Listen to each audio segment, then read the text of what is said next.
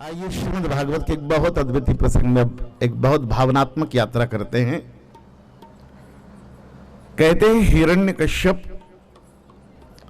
और हिरण्यकश्यप में कश्यप शब्द आया ही इसलिए है क्योंकि हिरण्यकश्यप में महर्षि कश्यप उतरे थे। हमारे यहां पिता के अंश में 5-7 पीढ़ियां पिता की और 5 पीढ़ी मां की उतरती है। इसलिए हमारे यहां स्पर्शा स्पर्श दोष इत्यादि जन्म मरण और परण में 7 पीढ़ियों की परंपरा है। इसलिए हम केवल हम नहीं हैं, हम में हमारी मां की 5 और अपने पिता की 7 पीढ़ियां, और इसको विज्ञान भी मानता है, चिकित्सा विज्ञान भी मानता है।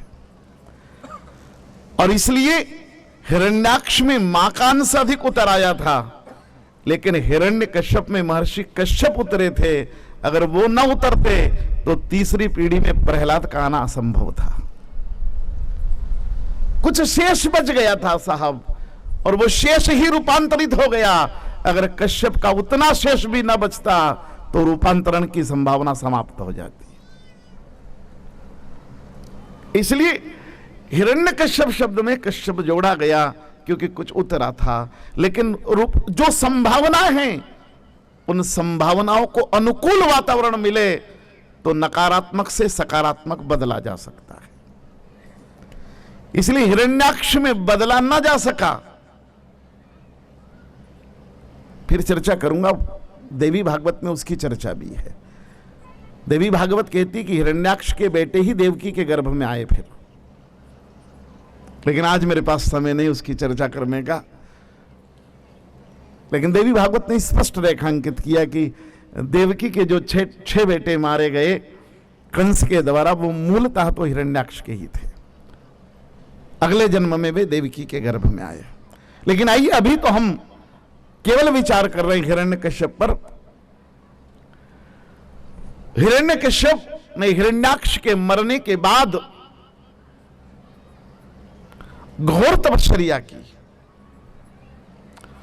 और घोर तपस्या करने के बाद ब्रह्मा को प्रसन्न कर लिया। और ब्रह्मा जी ने हिरण्यकश्यप को कहा, मांगो, क्या मांगना चाहते हो? हिरण्यकश्यप ने कहा, हे ब्रह्मा जी, अगर आप मुझसे प्रसन्न हैं तो बस एक छोटा सा वरदान मांगना चाहता हूं। ब्रह्मा जी ने कहा, हिरण्यकश्यप तू और छोटा सा वरदान, असंभव। बोले नहीं नहीं, बस एक छोटा सा वरदान चाहिए मुझे। ब्रह्मा जी ने कहा, मांगो, क्या मांगना चाहते हो? हिरण्यकश्यप ने कहा, बस एक वरदान दे दो कि मैं अजर, अमर और अजय हो जाऊं। इसके अलावा कुछ नहीं चाहिए, बस छोटा सा वरदान। बोले क्या? बोले मैं अजर, अमर और अजय हो जाऊं। ब्रह्मा जी हंस पड़े कि इसमें तूने छोड़ा क्या? और कभी कभी आप मंदिर जाओ तो अपनी प्रार्थनाओं पर ध्यान देना। अगर इन 3 से हमारी प्रार्थना कुछ अलग हो तो बात अलग है। हिरण्यकश्यप ने कहा, मैं अजर हो जाऊं, अर्थात जर यानी बुढ़ापा, अजर यानी मैं, मुझे बुढ़ापा नहीं आए। और मुझे आप सब में से बता दो, हम में से बूढ़ा कौन होना चाहता है? अगर हम में कोई बूढ़ा होना चाहता तो गोदरेज की काली मेहंदी इतनी बिकती, इतना च्यवनप्राश बिकता? आगे नाम नहीं लूंगा, 2-4 चीज और है मेरे पास। लेकिन बूढ़ा कोई होना चाहता नहीं है। इसलिए जो हिरण्यकश्यप की कामना है, मुझे क्षमा करना, मेरी कामना भी उससे अलग तो नहीं है। हिरण्यकश्यप ने दूसरा वरदान मांगा, अमर, मरना कोई चाहता नहीं है। और तीसरा वरदान मांगा कि मैं अजय हो जाऊं, अर्थात मेरा सब पर शासन हो लेकिन मुझ पर किसी का शासन। और यह वरदान बहुत खतरनाक है जो मांगा। दुर्भाग्य यह है कि हम शासन करना चाहते हैं लेकिन अनुशासन में रहना नहीं चाहते। शासन सब चाहते हैं लेकिन अनुशासन मेरी सब पर चले, लेकिन किसी की मुझ पर। और यही परम स्वतंत्र होना खतरनाक है। देवऋषि नारद ने विष्णु को कहा था यह बात, परम स्वतंत्र न सिर पर। हम सब पर शासन। इसलिए मेरी प्रार्थना है, हम भाग्यशाली हैं साहब कि हमारे ऊपर कोई है। इसलिए वो भाग्यशाली लोग हैं जिनके माथे पर माता पिता का हाथ है, वो भाग्यशाली हैं जिनके पास सास ससुर हैं, वे भाग्यशाली जिनके पास जेठ जेठानी है। जिंदगी में वो लोग भाग्यशाली हैं जिन्हें कोई रोकने वाला और कोई टोकने वाला है। जिन दिन हमारे पास कोई रोकने और टोकने वाला नहीं होगा, उन दिन हम विनाश के कगार पर चले जाएंगे।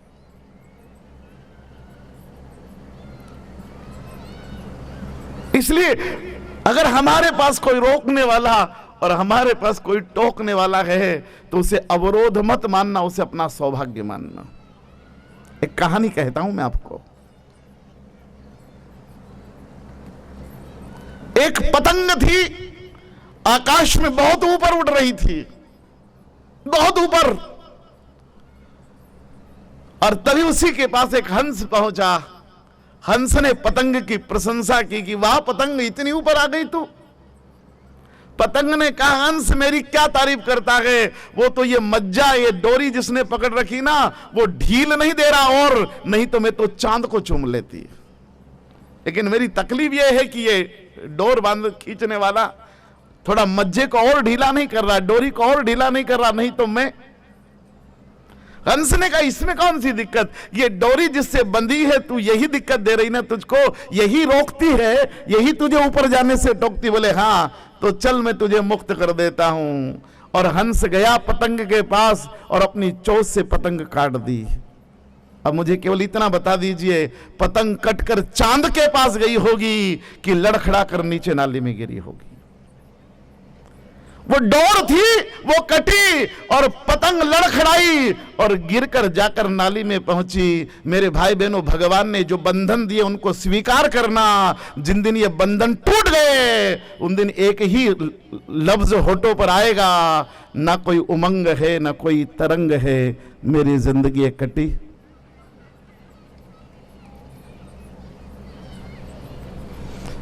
लेकिन दुर्भाग्य है साहब, जिस डोर ने उसे ऊपर उड़ाया था, उसी को पतंग ने अपना बंधन मान लिया था। जिनकी ऊर्जाओं से, जिनके आशीर्वादों से, जिनके परिश्रम से, जिनके सामर्थ्य से हम ऊपर गए हैं, कल वही हमें अवरोध नजर आने लगते। इसलिए लोग कहते हो तो बड़े भाई साहब है, नहीं तो मैं पता नहीं क्या कर देता बिजनेस में। वो तो बड़े भाई साहब टोक देते हैं मुझे, वो तो पिताजी हैं, अड़चन डालते हैं। ये अवरोध साहब। एक पोते ने दादी को पूछा, दादी एक शब्द बोलोगी? बोले बोल। क्या? बोले टे बोलो। दादी ने कहा टे। लेकिन बेटा ऐसा क्यों पूछता? बोले मां बार बार कहती है ना कि बेटा हमारा तो मजा तब होगा जब तेरी दादी टे बोल जाएगी। आज आप टे बोल गई।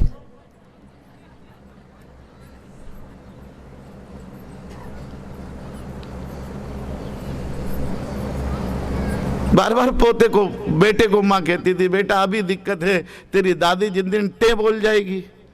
वो बच्चा क्या समझता था कि टे बोलना क्या होता है। उसने दादी को कहा, दादी टे बोलो। दादी ने कहा टे।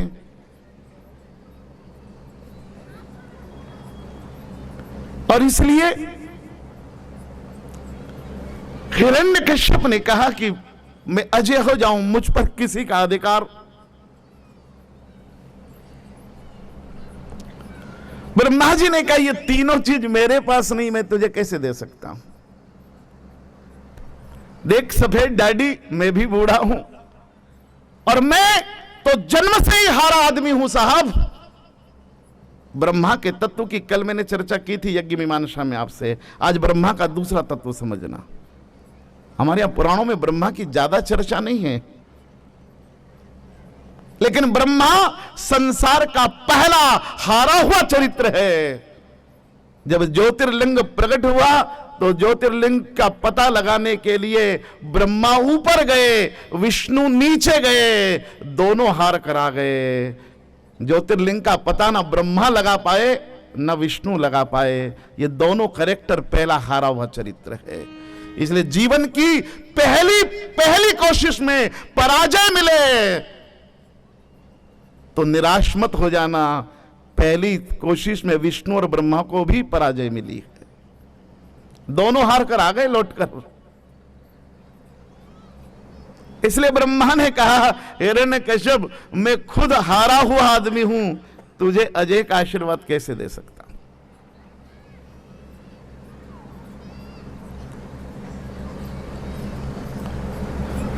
एक काल के बाद मैं बदलता हूं, इसलिए अमरता का आशीर्वाद तुझे नहीं दे सकता। जो मेरी सीमाओं में वो मांग ले। और तब कुछ वरदान हिरण्यकश्यप मांग लेता है। कहता है मैं न रात में मरूं न दिन में मरूं। ब्रह्मा जी ने कहा तथास्तु। कहा मैं अस्त्र से मरूं न शस्त्र से मरूं। कहा तथास्तु। कहा मैं मनुष्य से मरूं न पशु से न देवता से। बोले कहा तथास्तु।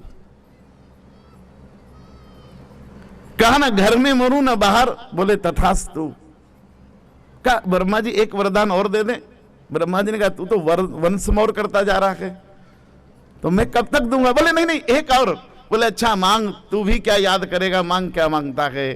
तो उसने कहा महाराज एक वरदान दे दो कि मैं 12 महीनों में से एक भी महीने में ना मरूं। ब्रह्मा जी ने कहा यह मेरी सीमाओं में नहीं है। काल संबंधित वरदान तो केवल शिव दे सकते हैं, वो महाकाल है, वो काल पुरुष है, मैं नहीं दे सकता। तब तक भगवान नारायण आ गए। बोले क्या ब्रह्मा जी आपके दरवाजे से कोई खाली जाए अच्छा लगता है क्या, दे दो दे दो। ब्रह्मा जी का नारायण वो आपकी सीमाओं से भी बाहर का विषय है, आप भी नहीं कहते। बोले नहीं नहीं महाकाल को मैं मना लूंगा, लेकिन महाकाल से मैं बात कर लूंगा, मेरे सियाप पर आप दे दो। बोले फिर कल को उल्टा सीधा हो जाए तो आप जानना, हम तो कह देंगे भाई साहब ने कहा था। विष्णु भगवान ने कहा हम कह रहे हैं ना, कह दो। और ब्रह्मा जी ने कहा तथास्तु। और शक्ति को पाकर हिरण्यकश्यप उद्दंड हो गया। अब उसे कौन मारने वाला था, इसलिए त्रिलोक पर उसने अपना आधिपत्य कर लिया। और आधिपत्य ही नहीं किया, विष्णु की पूजा बंद करा दी और स्वयं की पूजा आरंभ करा दी। मुझे क्षमा करना साहब, शक्ति को पाना सरल है, शक्ति को पचाना, सत्ता पाना सरल है, सत्ता को पचाना, ज्ञान को पाना सरल है, ज्ञान को पचाना। क्यों कि भोजन करना सरल है, भोजन को पचाना। जितना खाना सरल है उतना पचाना सरल होता तो हॉवांड हर्डे की फैक्ट्री ही नहीं खुलती। क्योंकि भोजन करना सरल है, भोजन को पचाना। ऐश्वर्य को प्राप्त करना सरल है, लेकिन ऐश्वर्य को पचा पाना। और इसलिए हिरण्यकश्यप ने प्राप्त तो कर लिया लेकिन पचा ना पाया, इसलिए सब जगह त्राही त्राही मच गई। अब उसी की पूजा होने लगी, उसी की चालीसा बनने लगी, उसी के विग्रह बनने लगे और उसी की पूजा होने लगी। एक दिन हिरण्यकश्यप बैठा था, गोदी में बड़ा बेटा, 4 बेटों में से पहला बड़ा बेटा प्रहलाद बैठा और प्रहलाद जी को पूछा कि बेटा जरा बताओ भगवान कौन है। प्रहलाद जी ने कहा पिताजी भगवान तो वो श्री हरि नारायण ही है, वो बैकुंठवासी, वो 4 भुजा का नाथ, वो लक्ष्मीपति, वही भगवान है। बोले नहीं नहीं, वो तो पुरानी पुरानी कहानी हो गई, अब तो भगवान हम हैं, अब तो त्रिलोक पर मेरा आधिपत्य, मैं भगवान मैं हूं। भक्तराज प्रहलाद ने कहा श्रवणम कीर्तनम विष्णु स्मरेण च अर्चनम वंदनम पाद सेवनम दास्यम सख्यम आत्मनिवेदनम। पिताजी इन नवदा भक्ति से जिसकी पूजा होती है, जो बैकुंठ में रहता है वही भगवान है। हिरण्यकश्यप ने कहा नहीं, मैं भगवान हूं। कहा पिताजी बस आपकी और मेरी धारणा में जरा सा अंतर है, बहुत ज्यादा अंतर। बोले क्या? बोले मैं कहता हूं आप में भगवान हैं और आप कहते हैं मैं भगवान हूं। आप में भगवान है इससे मैं इंकार नहीं करता, लेकिन आप ही भगवान हैं। भगवान तो सब में है, चराचर जगत में है, जर्रे जर्रे में उसकी सत्ता है। इसलिए आप में भगवान हैं, आप भगवान नहीं हैं। इसलिए हम भगवान के पात्र हैं। हम पात्र हैं जिसमें भगवान बैठा है, हम स्वयं भगवान। इसलिए शिक्षा में पात्रता की परिकल्पना आई। इसलिए विद्या ददाति विनयम विनयत ददाति। अपने आप को पात्र बनाना कि उस पात्र में आकर परमात्मा बैठ सके। हम पात्र हैं भगवान के बैठने के। कहा पिताजी आप भगवान नहीं हैं। बोले नहीं, मैं भगवान हूं। हिरण्यकश्यप को लगा कि सारी दुनिया मुझे भगवान मानती, मेरा ही बेटा भगवान नहीं मानता। तो उसने शुक्राचार्य जी को बुलाया और शुक्राचार्य जी को बुलाकर कहा कि मेरे बेटे को यह पढ़ाओ कि मैं भगवान हूं। और शुक्राचार्य जी जानते थे कि हरि नारायण ही भगवान हैं, लेकिन संसार का पहला बिका हुआ शिक्षक, मुझे क्षमा करना, शुक्राचार्य है, जिसने असत्य पढ़ाना स्वीकार कर लिया कि हाँ महाराज मोटी फीस दोगे तो हम पढ़ा देंगे कि आप ही भगवान हो। ये पहला बिका हुआ शिक्षक है। मैं फिर करूंगा महाभारत की चर्चा। महाभारत में बृहस्पति और शुक्राचार्य दोनों की तुलना है, और महाभारत कहती है कि शुक्राचार्य के पास इतना पैसा इतना पैसा इतना पैसा था कि उसका 1/4 कुबेर को देते थे और कुबेर उससे सृष्टि का संचालन करते हैं। महाभारत का शांति पर्व। इसलिए शिक्षा में पूंजीवाद की समस्या ये 1947 के बाद की नहीं है। ये शिक्षा में पूंजीवाद की समस्या सतयुग से लेकर आज तक की है।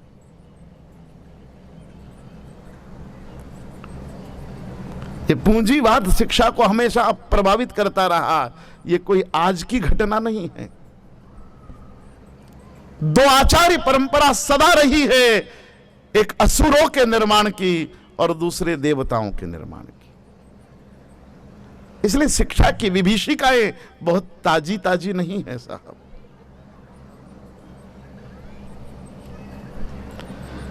इसलिए शुक्राचार्य ने स्वयं नहीं पढ़ाया अपने 2 बेटे को। मैं भी उस पर चर्चा नहीं करूंगा, क्योंकि हमारे अज्ञान का प्रतीक अर्क को माना गया और उसने प्रहलाद जी को पढ़ाने के लिए अमर्क को भेजा। अर्क है सूर्य और ज्ञान का देवता है सूर्य, लेकिन शुक्राचार्य ने प्रहलाद जी को पढ़ाने के लिए अर्क को नहीं अमर्क को लगाया। और जो अमर्क को लगाएगा वो सत्य नहीं, केवल सत्ता की पढ़ाई कराएगा।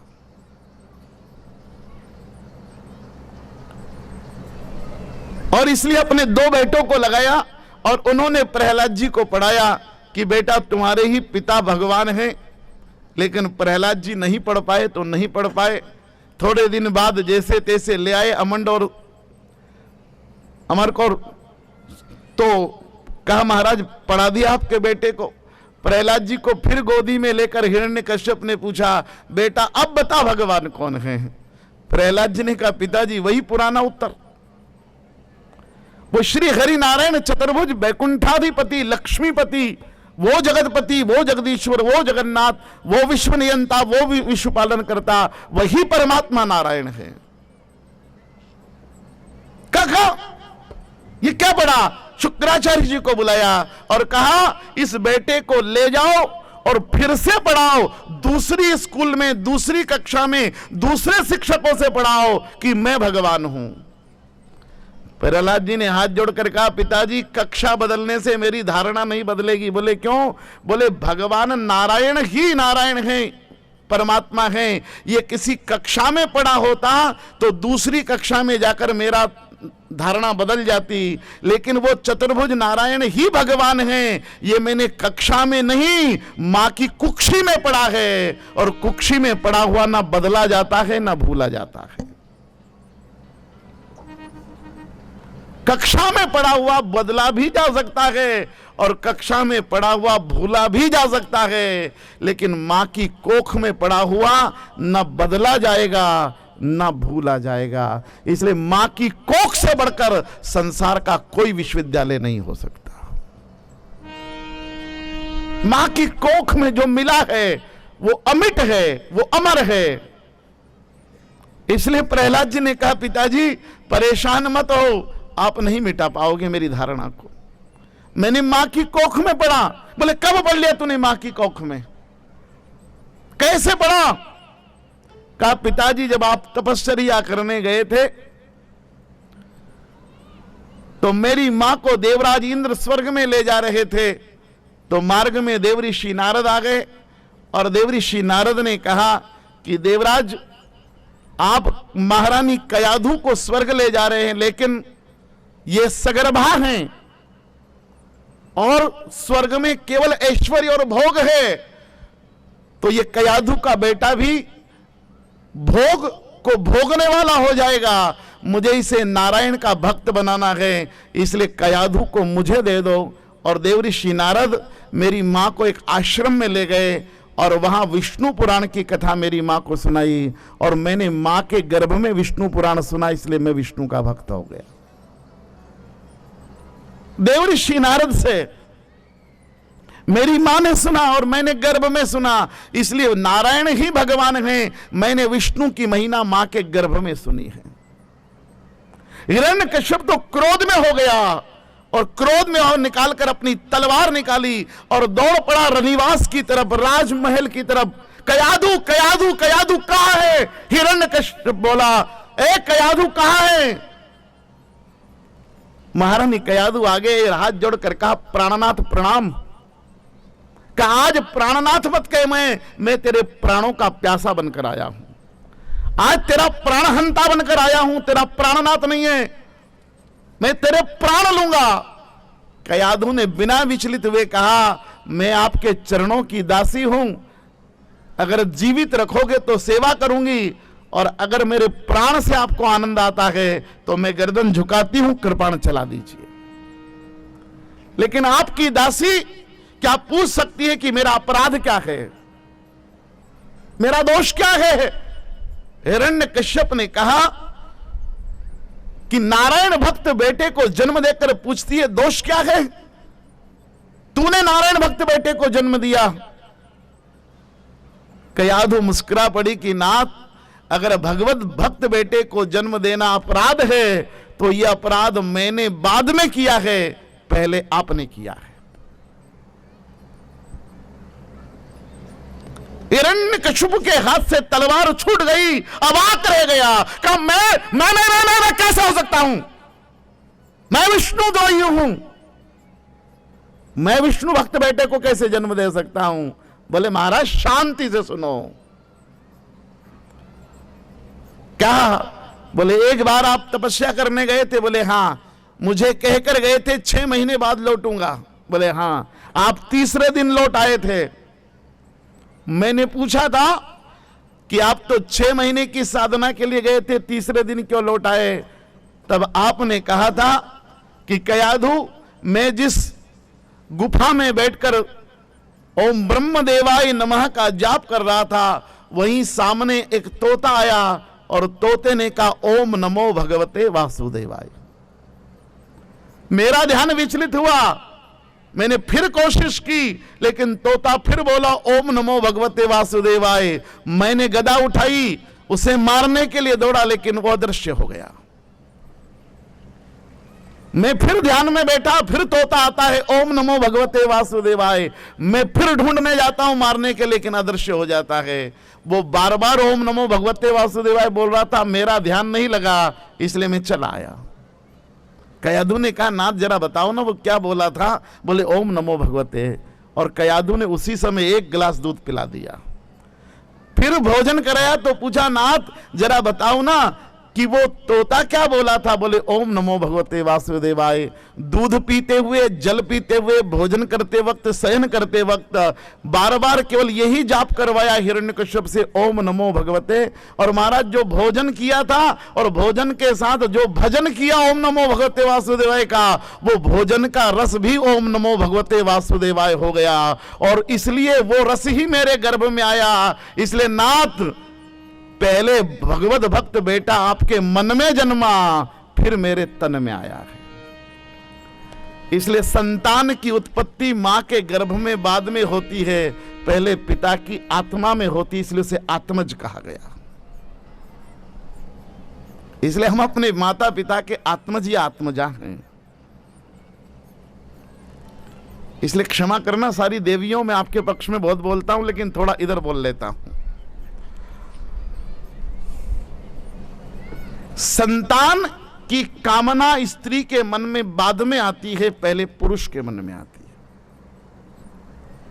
है। एक बार भूपति मन माही भेगलानी मोरे सुत, संतान प्राप्ति नहीं थी तो कौशल्या के मन में नहीं आया, पहले महाराज दशरथ के मन में आया। चवो तुम्हें समान सुत प्रभु सन कौन दुराओ, भगवान बेटा मेरा बेटा बनना चाहिए, यह विचार पहले मनु के मन में आया, बाद में शत्रुपा के मन में आया। इसलिए संतान हो, संतान अच्छी हो, समय पर हो, यह विचार पुरुष के मन में पहले आता है। और आप आरोप लगाती हो इनको कोई चिंता ही नहीं है। यह बात अलग है कि आप 10 जगह कह लेती हो, पुरुष शर्म में कह नहीं पाता है, लेकिन उसके मन में नहीं हो, ऐसा नहीं है। बस महिला व्यक्त जल्दी हो जाती है, पुरुष अव्यक्त होता है। लेकिन विचार तो पुरुष के मन में पहले आता है। इसलिए मनु के मन में आया कि भगवान मेरा बेटा बनना चाहिए, मुझे संतान नहीं है, पुत्रेष्टि यज्ञ होना चाहिए, ये दशरथ के मन में आया। और इसलिए कहा कयाधु ने कि महाराज बेटा अगर भगवत भक्त बना है तो आपके जाप के कारण बना है। तब हिरण्यकश्यप ने कहा कि अगर बेटा मेरे कारण भगवत भक्त बना है तो मैं ही इसे समाप्त करूंगा। बाद में बहुत प्रयत्न करता है, प्रहलाद जी मारे नहीं गए, तो शुक्राचार्य जी को बुलाकर पूछते हैं कि ये मरता क्यों नहीं है। तब शुक्राचार्य जी कहते हैं 5 तत्वों से शरीर बना है, एक काम करो 5 तत्वों को अलग अलग विखंडित करो। इसलिए वो पहले पृथ्वी तत्व समाप्त करने का प्रयत्न करता है, गाड़ कर जमीन में, फिर समुद्र में डालकर जल तत्व समाप्त करने की कोशिश करता है, से फेंककर आकाश तत्व समाप्त करने की कोशिश करता है, होलिका की गोदी में देकर अग्नि तत्व समाप्त करने की कोशिश करता है, लेकिन 5 तत्वों को। हिरण्यकश्यप प्रहलाद जी को पूछता है कि आप मरते क्यों नहीं हो। तब प्रहलाद जी ने कहा कि पिताजी, ना आप जन्म देने वाले हो, ना आप मारने वाले हो, मारने वाला भी कोई और है और बचाने वाला भी आप निमित्त हो। जन्म देने वाला और बचाने वाला तो केवल परमात्मा है। आइए उस जन्मदाता को एक बार याद करें। मारने वाला है भगवान, बचाने वाला है भगवान। मारने वाला है भगवान, बचाने वाला है भगवान। मारने वाला है भगवान, बचाने वाला है भगवान। मारने वाला है भगवान, बचाने वाला है भगवान। बाल ना बाका होता इसका रक्षक दया निधान। बाल न बाका होता जिसका रक्षक दया निधान। मारने वाला है भगवान, बचाने वाला है भगवान। मारने वाला है भगवान, बचाने वाला है भगवान।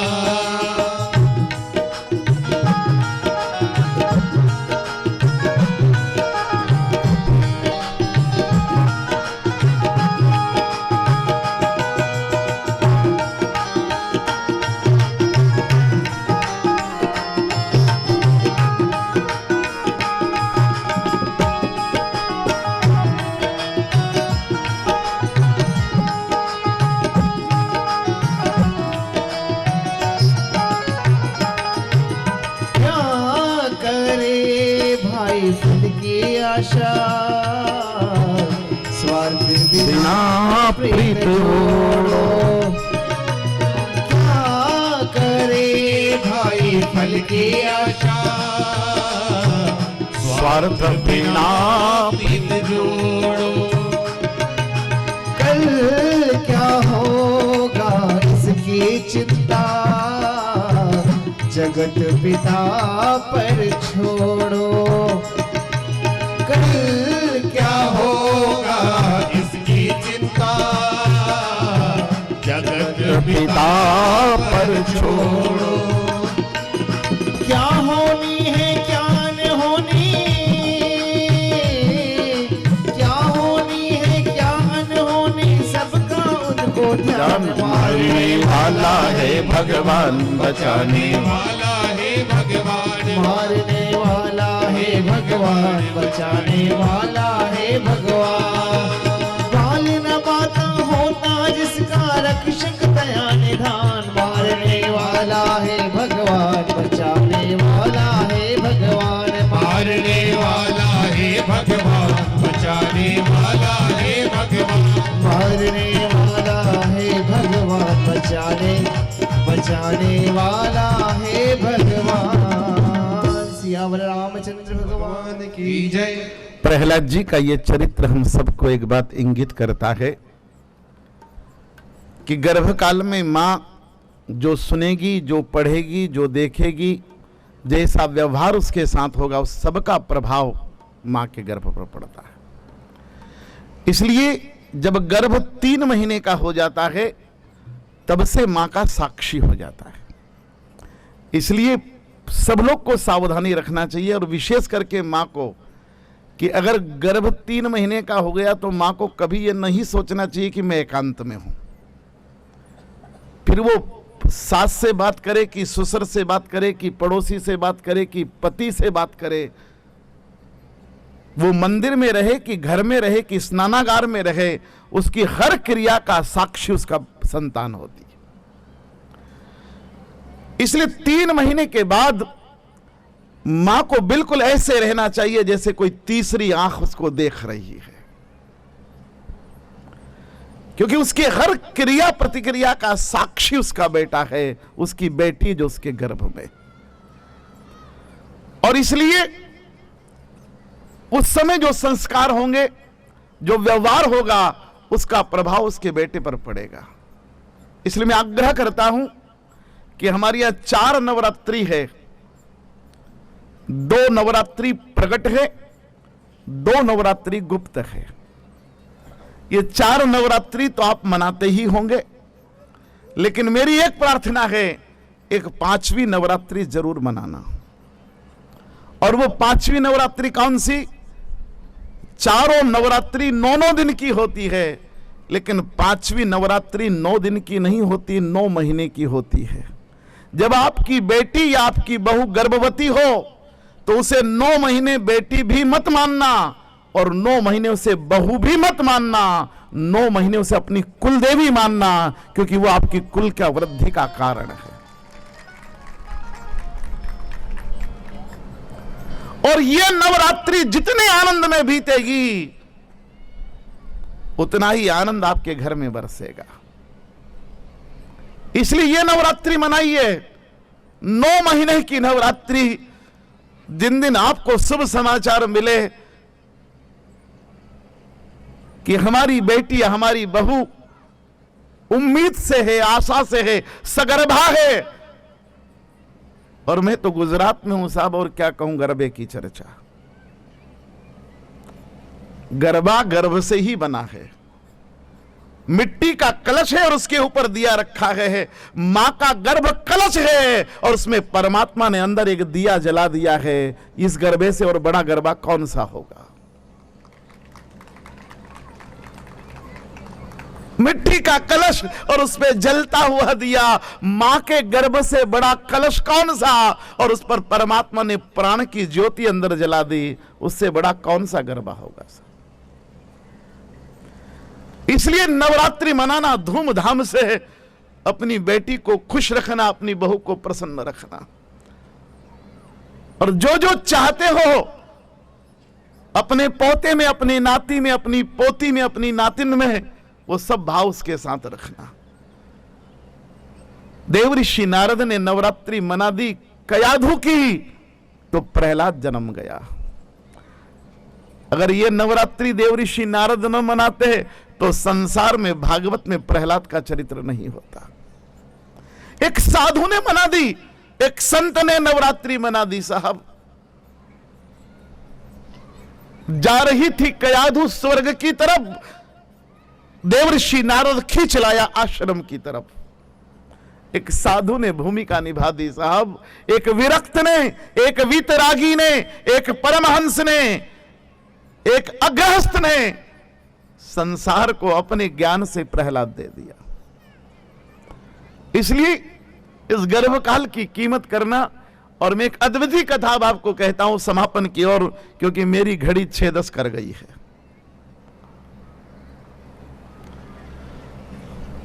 और मैंने, शायद मेरे पुराने श्रोता मुझे क्षमा करें, मैं 3 घड़ी साथ रखता हूं यहां, इस बार 2 ही घड़ी मेरे साथ है। एक मोबाइल में है जो रेडियो से मिली है, एक ये अलार्म है जो टीवी से मिली है, घर छोड़ आया हूं जो ससुराल से मिली है।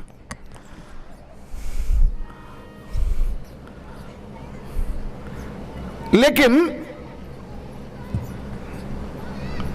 आइए मैं 15-20 मिनट में एक मां के गर्भ की एक महिमा में भागवत से कह लेना चाहता हूं। गर्भ में संस्कारों के प्रभाव की चर्चा अभिमन्यु तक तो बहुत हुई, लेकिन अभिमन्यु की वो परंपरा और आगे बढ़ी, मैं वहां लाना चाहता हूं आपको। और चलिए, वहां महाराज युधिष्ठिर का राज्याभिषेक हुआ। कुरुक्षेत्र के मैदान में धर्म जय को प्राप्त हुआ, अधर्म हारा, और धर्मराज चक्रवर्ती सम्राट बने। और भगवान श्री कृष्ण ने बुआ कुंती को प्रार्थना कर दी कि मां, बुआ, अब बहुत दिन हो गए मुझे हस्तिनापुर रहते रहते, द्वारका मेरा स्मरण कर रही होगी, इसलिए मुझे विदा होना पड़ेगा। भक्तिमती कुंती रो पड़ी, अश्रुधार बहने लगी। कहा, कृष्ण आप चले जाओगे तो हमारा रक्षक कौन?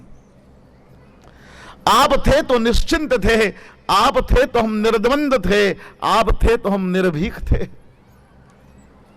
भगवान ने कहा, बुआ, मैं तो स्मरण मात्र से हाजिर होने वाला हूं, आप चिंता मत करो, आप जब याद करोगे दौड़कर चला आऊंगा। लेकिन अब मुझे जाना पड़ेगा, अन्यथा द्वारका कहेगी कि हमें ऐसा राजा मिला जो 5 साल आता ही नहीं है। तो मेरी अपनी द्वारका की भी तो जिम्मेदारी है, और इसलिए मुझे जाना तो पड़ेगा। और दुखी मन से अब हस्तिनापुर भगवान को विदा कर रही है। प्रजाजन पंक्तिबद्ध खड़े हैं, हाथों में पुष्पांजलि है, और भगवान जा रहे, 5 पांडव और भगवती कुंती साथ है। आंखों से आंसू और हथेलियों से पुष्प भगवान के चरणों में गिर रहे हैं। भगवान भी अश्रुपूरित आंखों से सबका अभिवादन स्वीकार करते हुए रथ की ओर बढ़ रहे हैं। और जैसे रथ के निकट पहुंचे, भगवान ने दोनों हाथों से पहले रथ के पायदान को प्रणाम किया।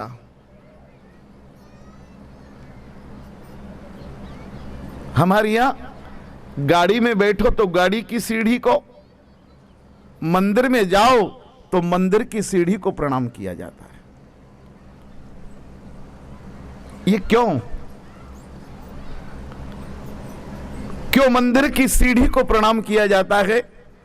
क्यों रथ में बैठो तो रथ के पायदान को पहले प्रणाम किया जाता है?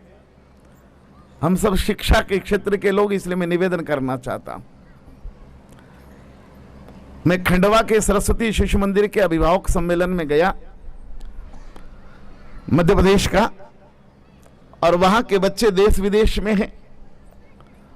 तब पूर्व छात्र सम्मेलन था और पुत्र छात्र सम्मेलन में मैं था। तो एक विदेश में जो बालक था वहां का शिशु मंदिर का, वो भी आया हुआ था। उसको शिशु वाटिका की दीदी ने जिनने पढ़ाया था वो भी साथ थी, वो बात कर रहा था। उसने उन दीदी को पूछा कि दीदी आप कहाँ हैं? दीदी ने प्रसन्नता पूर्वक कहा कि मैं तो यही शिशु मंदिर में अभी आचार्य हूं, शिशु वाटिका में। उसने आश्चर्य से कहा मैं अमेरिका चला गया और आप यही हैं अभी? मैंने उसके कंधे पर हाथ रखकर कहा बेटा ये यहां है इसलिए तू वहां है, ये यहां नहीं होती तो तू वहां। ये सीढ़ियां हैं, पीढ़ी दर पीढ़ी शिक्षक के पास आती है और शिक्षक के सीढ़ी पर पैर रखकर विद्यार्थी चले जाते हैं। शिक्षक वहीं का वहीं है, लेकिन सीढ़ियां नहीं होती तो ये पीढ़ियां भगवान के दर्शन नहीं कर पाती। मंदिर में जाकर ऊपर दर्शन करते हैं, लेकिन पहली सीढ़ी ही ना हो तो। इसलिए शिक्षा जगत का शिक्षक वो सीढ़ी है जिस पर चलकर पीढ़ियां भगवान तक पहुंचती है। वो सीढ़ी ही ना होती साहब, इसलिए एक आचार्य एक विद्यालय में जिंदगी खपा देता है। क्षमा करना साहब, विद्यालय तो दूर, एक क्लास में जिंदगी खपा देता है। लेकिन अगर वो वहां नहीं हो तो वो, इसलिए दुनिया में दो ही तरह के लोग हैं साहब। कुछ लोग औरों को सीढ़ी बनाकर चढ़ गए और कुछ लोग स्वयं सीढ़ी बन गए जिन पर लोग आगे बढ़ गए। इसलिए शिक्षक संसार की सबसे स्तुत्य सीढ़ी है। इसलिए मेरी प्रार्थना है साहब, प्रोफेसर्स को तो प्रणाम करना ही करना, लेकिन कोई प्राइमरी का टीचर मिल जाए ना तो उसके चरणों में भी 2 आंसू गिरा देना। वो आपकी पहली सीढ़ी है।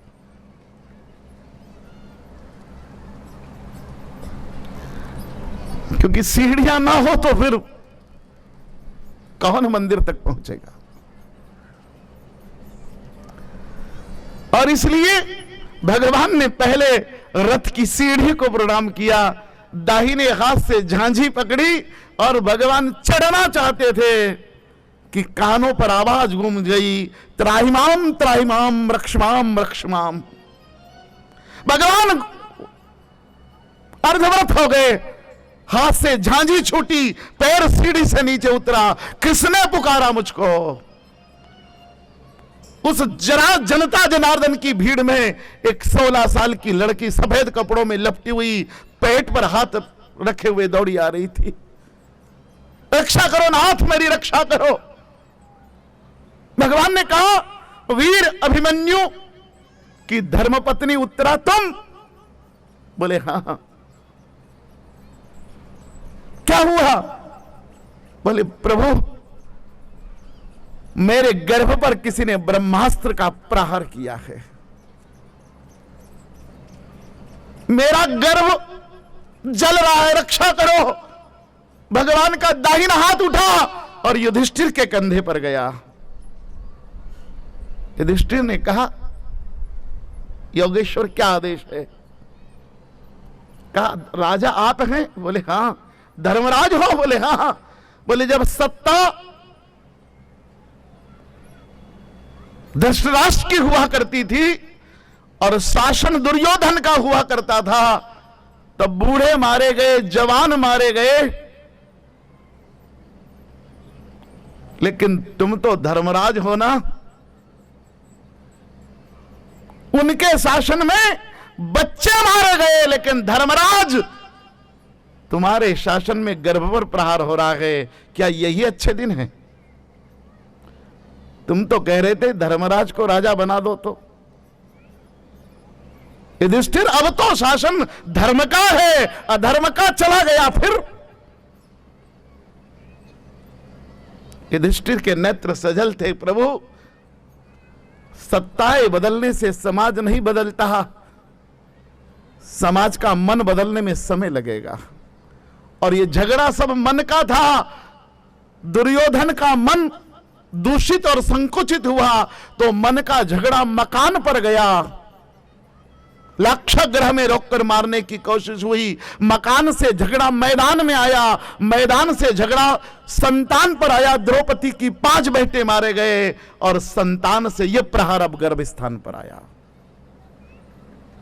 मैंने मैंने कल मन की चर्चा कर ली है, फिर मैं कल करूंगा संभव हुआ तो मन की। लेकिन मन को संभालना साहब, मन बिगड़ा तो सबसे पहले मन का अटैक मकान पर होता है। मन बिगड़ा कि एक मकान के दो मकान, मुझे क्षमा करना साहब, दुकान बाद में बटी है, पहले मकान ही बटे हैं। इसलिए मन मेला हुआ कि मकान टूटेगा, मकान टूटा फिर भी मन न संभला तो मैदान में मुलाकात होगी, मैदान में भी न संभले तो संतान नष्ट होगी, और संतान पर भी न संभले, मन को न संभाला तो गर्भस्थान। ये महाभारत है। मैं फिर कभी चर्चा करूंगा कि महाभारत के कारण क्या क्या हैं, किन परिस्थितियों में इस देश में महाभारत हुआ करती है, भारत में क्यों महाभारत होती है। महाभारत का पहला कारण पूंजी नहीं है, महाभारत का कारण सत्ता नहीं है, महाभारत का पहला कारण मन की दोष है। भगवान कृष्ण ने कहा था कि हे धृतराष्ट्र, लाखों गांव है, तुम चक्रवर्ती सम्राट हो, ये सारी सत्ता तुम भोगो, केवल पांचों पांडवों को 5 गांव दे दो, ये नरसंहार नहीं होगा। अंधा धृतराष्ट्र कुछ कहता, आंखों की पट्टी टटोल कर गांधारी कुछ बोलती, इसके पहले तो दुर्योधन खड़ा हुआ, और दुर्योधन ने कहा कृष्ण इधर देखो, इधर।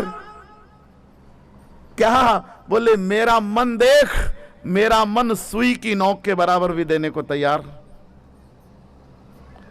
उन दिन अगर दुर्योधन थोड़ा सा मन बड़ा कर 5 गांव दे देता तो भगवान का पद्म गया अंदर, शंख में आसन बन गया, और भगवान ने फिर अपनी गदा भेजी कि जाओ ब्रह्मास्त्र को नष्ट करो।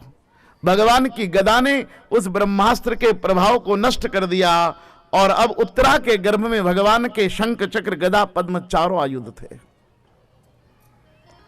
और बालक की रक्षा हो गई।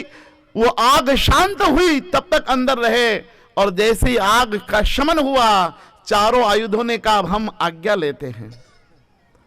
बालक अंदर था, उस बालक ने कहा कि आप जाओगे ना तो मैं प्राण छोड़ दूंगा। चारों ने कहा क्यों? बोले आप जिनके आयुध हो उनका दर्शन मुझको कराओ, मैं उसका दर्शन करना चाहता हूं जिसने मेरी रक्षा की है, अगर मेरा रक्षक का दर्शन नहीं कराया तो मैं प्राण छोड़ दूंगा। चारों आयुधों ने कहा ये अच्छा ब्लैकमेलिंग है भाई, अरे हम तो रक्षा करने आए थे और तुमने बाहर रख दिया। बोले नहीं, आप गए तो हम प्राण त्याग देंगे। चारों आयुधों ने भगवान को प्रार्थना की कि बालक आपका गर्भ में दर्शन करना चाहता है। भगवान ने कहा जो चाहता है उसे तो मैं दर्शन देता ही हूं, आता हूं मैं अंदर। और भगवान अंदर गर्भ में गए, और भगवान ने अपने चारों आयुध अंदर जाकर धारण कर लिए। छोटे से भगवान विष्णु शंख चक्र गदा पद्म लिए बालक को दर्शन देते हैं, और बालक ने वहीं गर्भ में ही सिमटे सिमटे अपने हाथ जोड़कर भगवान की उपासना कर ली।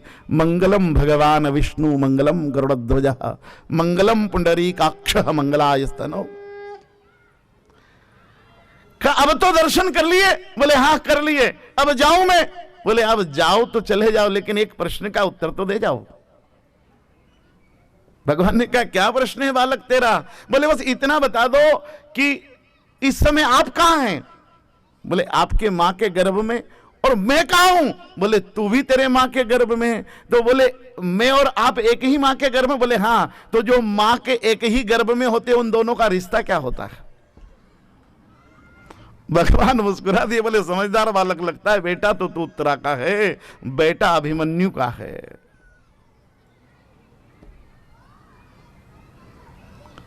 जिसके दादा को गीता का ज्ञान मिला हो उसका पोता साधारण नहीं हो सकता।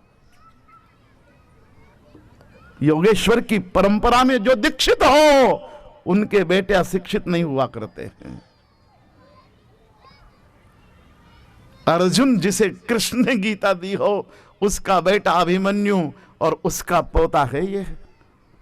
अन्यथा भागवत सारी केंद्रित परीक्षित पर नहीं होती साहब, ये परंपराएं उतरती है।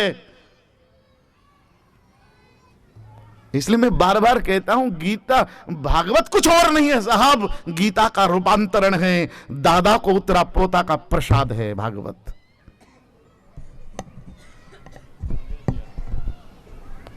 और इसलिए कहा चलो एक बात मानते, तुम्हारी मां के गर्भ में मैं भी हूं तुम भी हो, तो दोनों भाई भाई हुए। उस बालक ने कहा याद रखना भाई भाई हैं। बोले हाँ भाई याद रखूंगा, तुम मेरे भाई हो। अब तो जाऊं? बोले नहीं नहीं, एक प्रश्न का उत्तर और दे जाओ नाथ। बोले क्या? बोले मेरे मां के गर्भ में आप पहले आए कि मैं पहले आया? बोले पहले आप आए, बाद में मैं तुम्हारी रक्षा करने आया, दर्शन देने आया। तो बोले पहले आता वो बड़ा होता कि बाद में आता वो बड़ा होता? भगवान ने कहा बड़े भैया प्रणाम, और क्या कहलाना चाहता है? मैं फिर द्वादश स्कंद की चर्चा करूंगा। कहा प्रभु यहां रक्षा की है, वचन दो कि जहां आवश्यकता पड़ेगी वहां रक्षा करूंगा। भगवान ने कहा शस्त्र का प्रहार हुआ तो तेरी रक्षा की है, जिंदगी में तुझ पर अगर शब्द का प्रहार भी पड़ा तो रक्षा करूंगा। इसलिए भागवत का द्वादश स्कंद कहता है कि सुखदेव मुनि स्वयं कृष्ण का अवतार है। जब शब्द का श्राप श्रृंगी ने दिया तो स्वयं कृष्ण सुखदेव बनकर आ गए। बोलो सुखदेव महाराज की। ये मां का गर्भ है, इसलिए भगवान का दर्शन बाहर नहीं साहब। उत्तरा जैसी मां हो और परीक्षित जैसा बेटा हो तो अंदर भी दर्शन हो सकता है। भगवान ने कहा भैया अब जाएं, जरूरत पड़े तो बुला लेना, आ जाएंगे। बोले हाँ। और भगवान जाने लगे तो उत्तरा ने दोनों हाथ उठाए और रो पड़ी, नाथ अब जाओगे तो मैं प्राण छोड़ दूंगी। ये प्राण छोड़ने की धमकियां बहुत खतरनाक होती है।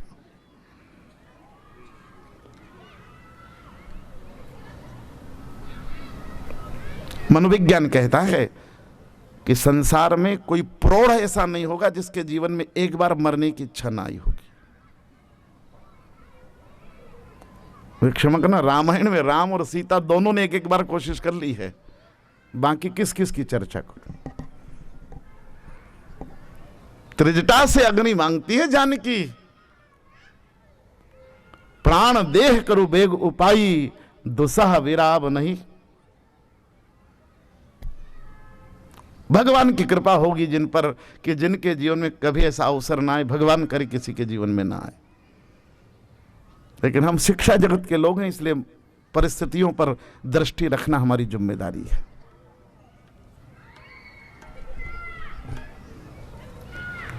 पर इसलिए उत्तरा ने कहा अब मैं प्राण छोड़ दूंगी आप जाओगे तो। भगवान ने कहा क्यों, आपको क्या चाहिए? बोले आप मेरे गर्भ में आए, इसकी अनुभूति मेरे बेटे को है, मुझे है और आपको है। लेकिन जंगल में मोर नाचा किसने देखा? संसार को कैसे पता लगेगा कि उत्तरा के गर्भ में भी कभी परमात्मा आया था?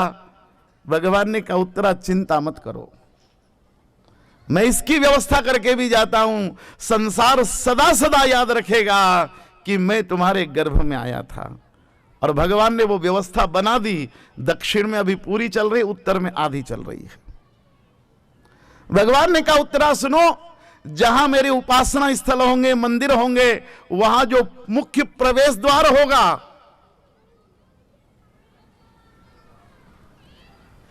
उसको गोपुरम कहा जाएगा। जहां मंदिर के भाग में बैठकर लोग कीर्तन भजन आरती पूजा करेंगे उसे जगमोहन कहा जाएगा। लेकिन मंदिर का वो भाग, वो कमरा, वो कक्ष, वो स्थान जहां स्वयं मैं बैठूंगा, ये उत्तरा तेरे कारणों से हमेशा गर्भगृह कहा जाएगा, ताकि भगवान कभी उत्तरा के गर्भ में आया था।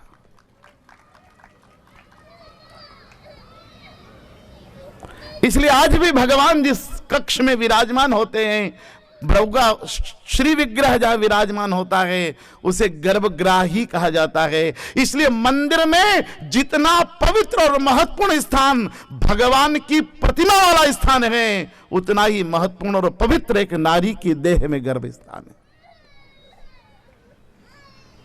इसलिए गर्भगृह है, इस गर्भगृह में बिठाओ तो भगवान को ही बिठाना, इस गर्भगृह में किसी और को बैठने की अनुमति। इसलिए मेरी प्रार्थना है गर्भवती माताओं को कि भगवान को प्रार्थना करना कि परमात्मा तूने गर्भ का ये ग्रह बना तो दिया, लेकिन ठाकुर बैठे तो अब तू ही बैठना इसमें, ए भगवती बैठे तो तू ही बैठना इसमें, क्योंकि मंदिर के सिंहासन पर, मंदिर के गर्भगृह में किसी और को बैठने की अनुमति। ऐसी मां की कोख, ऐसी मां की कुक्षी भगवान के बिठाने के योग्य हैं।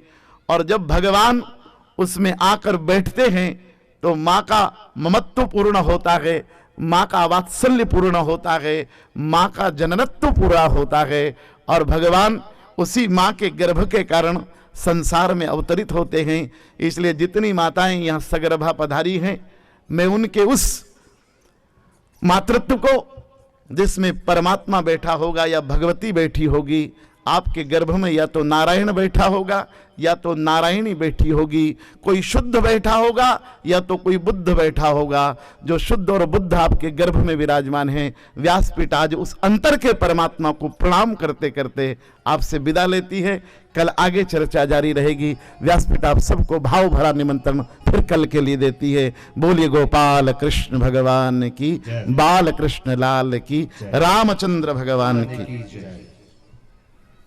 आज कथा का यह द्वितीय सोपान संपूर्ण हो रहा है। 10 मिनट से भी कम समय लगेगा। आप अपना इसी प्रकार से अभी स्थान ग्रहण करते करेंगे, ऐसी अपेक्षा है। कुछ सूचना है, कुछ निवेदन मैं कर लेता हूँ। अभी आरती जब भगवान की होगी, व्यासपीठ की होगी, उस समय केवल सगर्भा जो बहनें हैं वो सामने आकर के यहाँ पर व्यासपीठ की आरती में सम्मिलित होंगी। उनके कर कमलों से आरती होगी। कथा मंडप के बाहर दान स्वीकार करने के लिए पात्र और वहां पर विक्रय के लिए साहित्य और गौशाला उत्पाद केंद्र की कुछ सामग्री विक्रय हेतु है, आप उसका भी अवलोकन करें। इस बड़े आयोजन में हम सब देख रहे हैं एक ज्ञान यज्ञ हो रहा है। इस ज्ञान यज्ञ में आर्थिक व्यवस्था, अर्थव्यवस्था भी अपना एक महत्वपूर्ण स्थान रखती है। इस दृष्टि से मैं व्यासपीठ से आयोजक समिति की ओर से निवेदन करता हूं कि इस पुनीत कार्य के लिए यथाशक्ति हम दान स्वरूप यहाँ पर लिखा सकते हैं। आरती के लिए जब कथा आरंभ होती है उसके लिए जोशी गल्पादर शिशु वाटिका के प्रधानाचार्य एवं श्रीमती गीताबेन सोनी अंतरजाल विद्या मंदिर के प्रधानाचार्य वो सम्मान स्वीकारने के लिए कृपया मंच पर पधारे। वो बुला लो जल्दी। को मैं भी विनती करूंगा कि वो सम्मान स्वीकारने के लिए पधारे। धन्यवाद। सामान लाइए, सम्मान को। राजत चोरी दशरथ नंदन जनक किशोरी, दशरथ नंदन जनक किशोरी, मेरे राजा राम जी की आरती उतारो, हो प्यारे सीता राम जी की आरती उतार।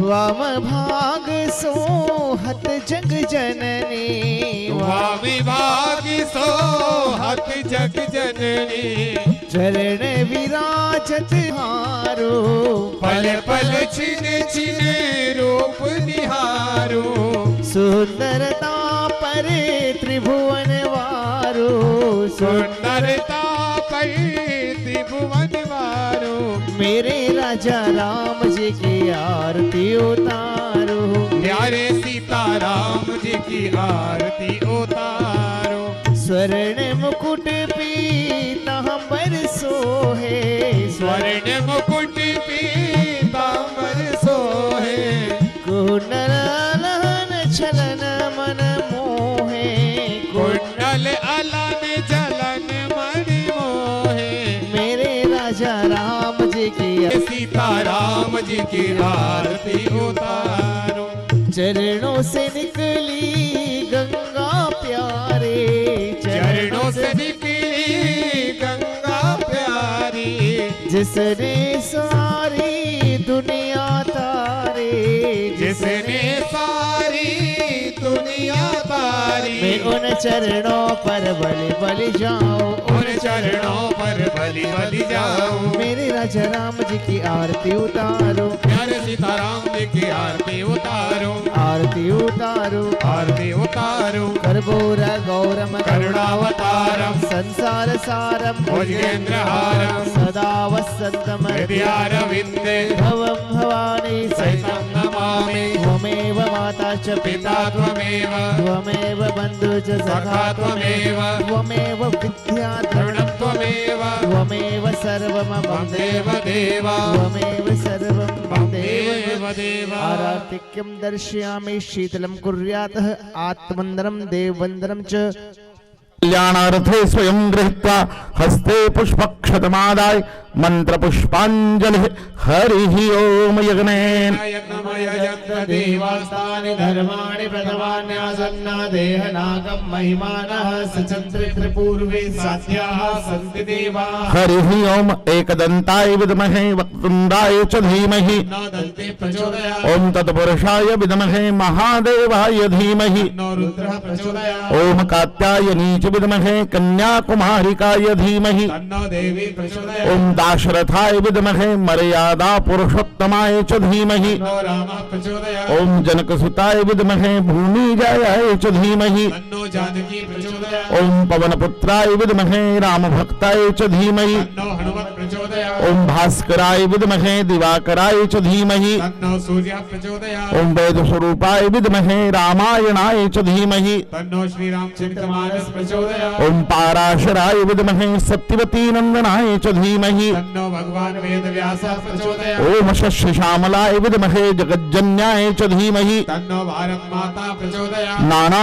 सुगंध पुष्पाणि यथा कालोद्भवानि च पुष्पाञ्जलिर्मया दत्त गृहाण परमेश्वरः ओम सांगाय सपरिवाराय सायुधाय सशक्तिकाय सवहनाय आन देवता नगर देवताभ्यो नमो नमः कुल देवता पितृदेवताभ्यो नमो नमः सर्वेभ्यो देवेभ्यो नमो नमः एतद कर्मदान श्री सीतारामचंद्र देवताभ्यो नमो नमः मंत्र पुष्पांजलि समर्पयामि बोलिए रामचंद्र भगवान की श्री हनुमान जी महाराज की जय धर्म की अधर्म का प्राणियों में विश्व का गो माता की गंगा माता की नर्मदा माता की धरती माता की भारत माता की बस्ती माता की सत्य सनातन धर्म की भारतीय संस्कृति की आज के आनंद की नमः पार्वती पदे हर हर महादेव हर एक परिक्रमा अपने स्थान पर कर लेंगे। भगवान आपके सामने चक्कर लगा रहे हैं। दुनिया के कुचक्रों से बचाना यानी कानि च पापानि जन्मांतर कृतानि च तानि सर्वाणि मुनिषन्ति परीक्षणाम पदे रामार्पणमस्तु स्वस्ति स्वस्ति स्वस्ति पुनरागमनाय च। સર્વે ભક્તજનોને શ્રોતાજનોને નમ્ર વિનંતી કે માત્ર 5 મિનિટ માટે આપનું સ્થાન ગ્રહણ કરો। 5 મિનિટ માટે આપ જ્યાં પણ ઊભા છો ત્યાં બેસવા માટે નમ્ર વિનંતી। એકવાર ફરીથી સર્વે મહાનુભાવોને નમ્ર વિનંતી। એક ઓર સૂચના છે, અત્રે કથા મંડળમાંથી 2 વ્હીકલની એટલે કે સ્કૂટરની ચાવીઓ મળી છે। જેમની પણ હોય તેઓ પ્રવેશ દ્વાર પાસે કાર્યાલય છે ત્યાંથી પોતાની ચાવી મેળવી લે।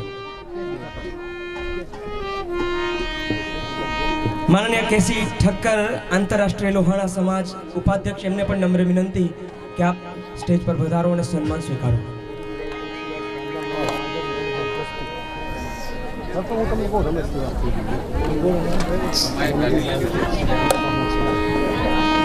आदरणीय प्रेमजी भाई तुलसीदास भाई सोमेश्वर ने पण नम्र विनंती के जो गांधीधाम लोहाणा समाजना मैनेजिंग ट्रस्टी है तेओ पण मंच पर पधारो और सम्मान स्वीकारो। आवतीकाल लालियत पंचवर्षाणी एटले के जन्मथी 1 वर्षना बाळकना माताओनुं शिक्षण। आ कथा अभी माताओने समर्पित। आप सौ सहपरिवार आड़ोशी पाड़ोशी सगा संबंधीओ साथे मोटी संख्या में पधारशो एवं मारू भावभर्યું आमंत्रण है। धन्यवाद।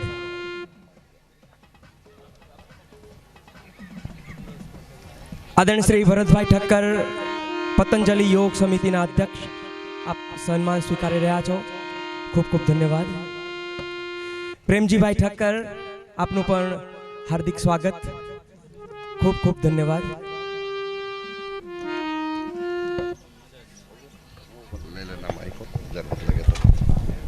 थोड़ा धुन कर लो।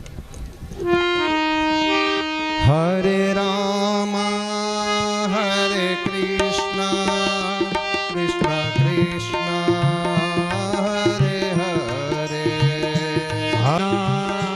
कृष्णा कृष्णा हरे हरे हरे राम हरे कृष्णा कृष्णा कृष्णा हरे हरे हरे राम हरे कृष्णा कृष्णा कृष्णा हरे हरे हरे राम राम राम सीता राम राम राम सीता राम राम राम जय जय राम राम राम हरे राम राम राम सीता राम राम राम हरे राम राम राम सीता राम राम राम हरे राम राम राम सीता राम राम राम सीता राम राम राम जय जय राम राम राम हरे राम राम राम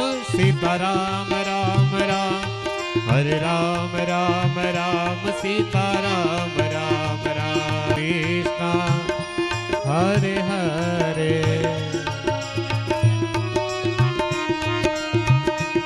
आदरणीय गंगाराम भाई जी व्यासपीठ से सम्मान स्वीकार कर रहे हैं महाराज जी के कर कमलों से।